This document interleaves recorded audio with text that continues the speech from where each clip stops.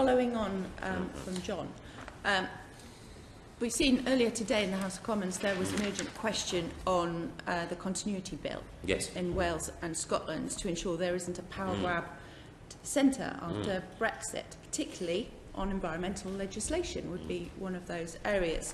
What's your view on this bill being called by your government to the Supreme Court to try and defeat laws that have been democratically voted for and accepted in Wales and Scotland?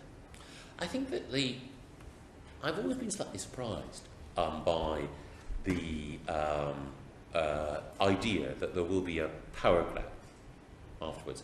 Almost every practical step that I've seen the government take since the vote to leave the European Union is to see how we can strengthen the hands of the Scottish Parliament and the Welsh Assembly. Now, my understanding, and I'm no expert, is that the legislation that's been passed in the Parliament and in the Assembly doesn't necessarily, I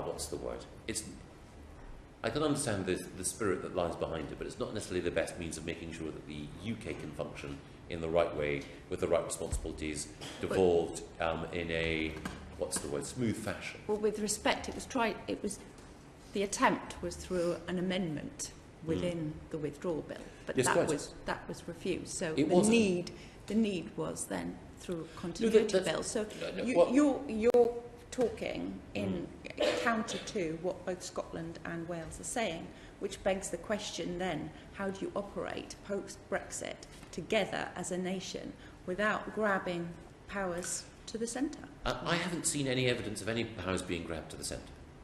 Well, I think we'll have to disagree on that point as Secretary of State.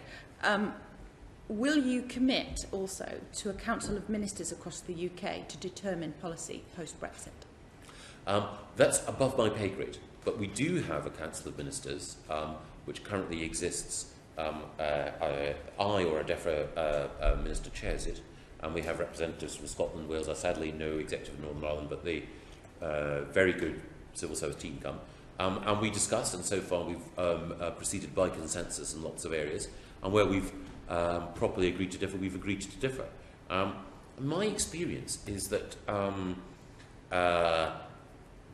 the relationship between the constituent parts of the United Kingdom on a day-to-day basis proceeds very successfully practically. Now, John's party has as its ultimate goal the separation of Scotland from the rest of the United Kingdom, and sometimes there are political opportunities to advance that goal that John and his colleagues might wish to take.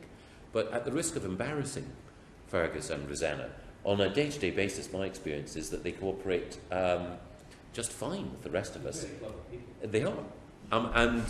While their ultimate goal might be to try to introduce grit in the relationship, the day-to-day reality is that they're very good unionists.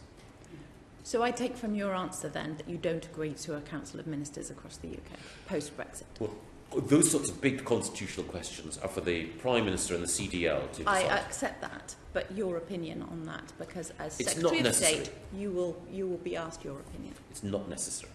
Right. Thank you. Just moving on now then, in terms of delivering the plan and preparations for leaving the EU as well, and how those two work together. DEFRA has around 70 projects preparing for EU exit. How many of these projects are essential to the delivery of the plan? And is there a risk then that there's going to be further slip, risk of going behind schedule to ensure this is completed on time? So can you, I just missed the very first part of that question, please forgive me. You have 70 projects on the go at the moment within DEFRA preparing for Brexit. Okay, yes, sorry. Yes, absolutely. Yeah. Is there a risk of slippage then in terms of ensuring this work is completed on time? You know, we're up against a very tight time. Absolutely, yes. Thanks to the agreement of an implementation period, then I think that we should succeed in all of these areas, but there is always a risk, yes. And what will you do about that risk? Well, we're trying to reduce it all the time. I should say that one thing, it's only one thing, but it's an important thing, is that we've had an internal restructuring of the department. We now have a Director General who is responsible for making sure that all of those programmes are delivered on time and in the right way. It's an incredibly distinguished civil service colleague, Tamara Finkelstein, who worked at MHS-CLG in the aftermath of the Grenfell tragedy in order to significantly improve operations there. Before that, she had a very distinguished career at the Department of Health and the Treasury, and we're very, very lucky to have her. But it was also the case that even before that, that the Permanent Secretary had both helped me to secure money from the Treasury and also secured some top-flight personnel from across Whitehall and outside it in order to help deliver. Okay, so you're getting personnel into place. Yes. But in terms of leadership, yes, from yourself, what are you doing? I think that we have regular meetings on a weekly basis in order to make sure that we have progress across all of these areas as we prepare for EU exit. And we have, in addition to those, we have specific, I hate the phrase, but it's widely used, deep dive meetings to look at individual projects. It's also the case that we're held to account for delivery in this area by DEXU. Again, there's an outstanding civil servant who's the director responsible for domestic delivery called Tom Schinner, who under Steve Baker and David Davis holds to account. And in a few minutes' time, I'll be going to a meeting of the EU Exit Devolution Preparedness and Legislative Subcommittee, where I will be, along with other ministers, held to account for our progress against all of these programmes. Okay, so local authorities, devolved governments are crucial to delivery, obviously. Yes. But the role there is not really defined at the moment. So how we've heard, with our witnesses, we've heard widespread concerns over this. What mechanisms will you use to turn the national aspirations of the plan into deliverables? You're thinking about the 25-year environment plan here? Yeah. Yes, I think that there are some statutory functions that local authorities have to discharge. I think that there will be other opportunities that local authorities and other bodies will have to play a part in the delivery of the plan.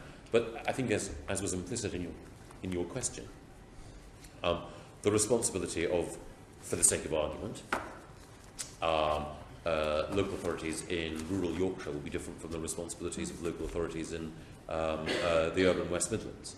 And one of the things that I've been doing over the course of the past couple of months is talking to people in local government about everything from the statutory responsibilities that they have in areas like waste collection and recycling, and how we can ensure that there is a better alignment across the country there, to some of the specific responsibilities that they want to discharge in their own way. And of course, devolved governments are responsible for creating their own plans themselves for Scotland and Wales. Yes, and I think that there have been specific things from the approach towards marine and other wildlife in Scotland to the resources and wellbeing strategy that the Welsh government have pioneered, from which all of us can learn. Future Generations Act. Yes. We heard Wildlife Trust followed up, one Wildlife Trust followed up on the conditions placed on 40 planning applications, but not a single one has been put in place. Given all the other pressures on local authorities, is it realistic to expect them to prioritise the aspirations of your plan without statutory instruction or government funding? That sounds like, and I may have got hold of the wrong end of the stick, a weakness in development control. So am I right in inferring from what you said that planning applications went ahead, conditions were attached to them, and then there was a failure to ensure that those conditions were policed?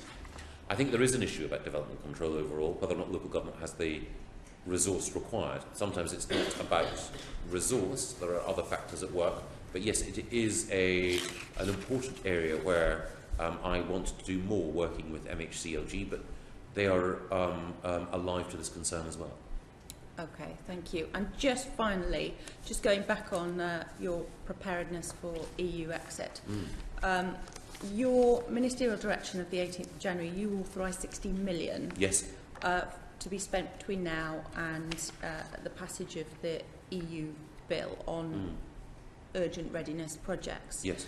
Will you now publish a complete estimate of the costs of these projects, including how much they cost to set up and run after the passage of the withdrawal bill? I think it's difficult to disentangle the costs of projects which are preparations for EU exit and projects which we might have put in place anyway. For example, I'll take one thing, the livestock information programme, a means of getting better traceability from farm to fork of animal produce, of meat. That is something which will better prepare us for life outside the EU, but it is also something which we would have wanted to do anyway. In the negotiations that I had with the Treasury over additional funding to prepare for EU exit, I said this is something that we would wish to see as part of that. Some might have said, well, actually, that's something you should be doing anyway, so don't put it under the EU exit umbrella. Let me reflect on your request, because I think I understand exactly I hope I understand exactly how important it would be to this committee, and let me try and come back with an approach towards giving you more information in a usable way without what's the word, trespassing on the effective operation of government and the necessary disciplines that the Treasury impose on all of us. That would be good, because your permanent secretary did put it in writing to a letter, to which amounted to 16 million. Yes. Oh, yes. Oh, no, quite. That was a specific additional spend. Exactly. Absolutely. Exactly. I'm a big fan it would be very good to see I understand. And I'm a big fan of ministerial directions. I think sometimes the whole point is sometimes the permanent secretary, as the accounting officer, will say, you have to take responsibility for this, and I think it's only right that we should. Yeah. Thank you. What we'd like to see is the total costings of those 6 projects. Yeah. Because at the moment, all we've got is the bits that are spent in 6 months, and we don't know whether the spend, as an audit committee, how the spend is going. Is it 5 million towards a chemicals database, future cost of 50 million, or of 10 million? That's what we're trying to get at. I understand. I without committing any further than I just have, I completely understand the nature of the request, and I will either write back to the committee or, of course, appear in front of you later to explain why we've done what we've done and what we've shared with you and on what